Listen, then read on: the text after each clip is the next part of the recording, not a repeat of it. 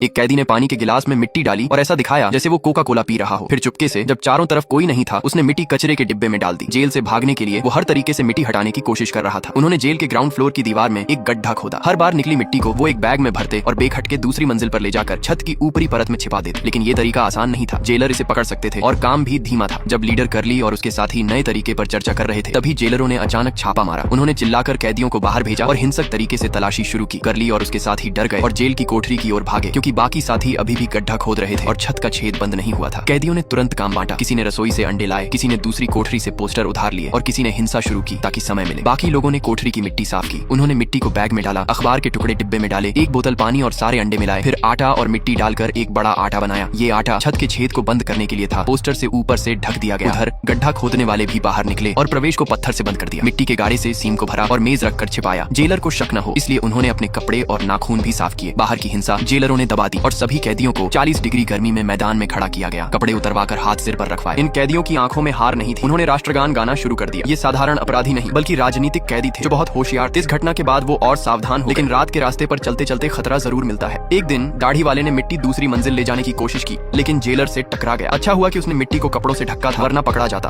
खतरे को कम करने के लिए उन्होंने ऊपर नीचे की कोठरियों को जोड़ा और मिट्टी को पहले नीचे से ऊपर फिर छत की परत में शिफ्ट किया। इससे मिट्टी का ट्रांसफर तेज हुआ, लेकिन गड्ढा खोदना अभी भी धीमा था। 2 महीने में सिर्फ 2 मीटर ही खोदा गया। इतनी रफ्तार से तो सालों लग जाएंगे। इसलिए उन्होंने और लोगों को भरोसेमंद कैदियों को जोड़ा। टीम बढ़ने से गड्ढा खोदने का समय 1 से 4 राउंड हो गया। हर राउंड 3 घंटे, यानी दिन में 12 घंटे काम। रोज सैकड़ों किलो मिट्टी निकलती, लेकिन छत की जगह काफी। शक से बचने के लिए वो थके हुए नहीं दिखते। रोज व्यायाम और सामाजिक गतिविधियों में हिस्सा ले। लेकिन गड्ढा गहरा होने पर एक दिन साथी अंदर बेहोश हो गया। टीम ने उसे बाहर खींचकर बचाया। तब पता चला कि गहराई में ऑक्सीजन कम हो रही है। छोटी दाढ़ी वाले ने मुलाकात के दौरान बाहर से प्लास्टिक बैग और वर्कशॉप से मोटर मंगाई। शर्त ये कि उसे भी भगा लें। मोटर में पंखा लगाकर और प्लास्टिक पाइप से ऑक्सीजन भेजी गई। साथ ही तार और बल्ब लगाकर रोशनी की। इस तरह 500 दिन की मेहनत के बाद गड्ढा जेल के बाहर पहुंचा। बाहर के साथी ने लाल स्याही देखकर एग्जिट पक्का किया, लेकिन मुलाकात में खबर आई कि एग्जिट सुरक्षित जगह से 15 मीटर दूर है, जो जेल की दीवार के पास। बहुत खतरनाक। सुरक्षा के लिए और खोदना पड़ा। तभी भूकंप आ गया। जेल में अफरा तफरी मच गई। गड्ढा गिरने की कगार पर था। सब मैदान में भागे। जेलरों ने गिनती की तो शक हुआ। गड्ढा खोदने वाले ने पैर मोचने का बहाना बनाया और बाहर आया, लेकिन जेलर संदेह में पड़ गए। एक कैदी को परिवार की धमकी देकर जेलर ने करली की निगरानी के लिए लगाया। उधर कोठरी टीम ने गड्ढा चेक किया। कुछ जगह कमजोर थी। एक और झटका आने पर सारा मेहनत बेकार हो सकता था। इसलिए उन्होंने रात की मूवी शो के दौरान भागने का प्लान बनाया। रात को मूवी देखते वक्त वो चुपके से कोठरी गए, कपड़े बदले और गड्ढे में उतरे। बाहर के साथी ने निशान खोदा, लेकिन जेलर का खरीदा हुआ गद्दार शक में पड़ गया। वो कोठरी देखने गया, लेकिन व्हील चेयर वाला दोस्त, जो पैर से लाचार था और नहीं भाग सकता था, ने उसे रोका। गद्दार ने उसे धक्का देकर गिराया। कोठरी में सिर्फ लंबे बाल वाला बचा, जो अभी गड्ढे में नहीं उतरा था।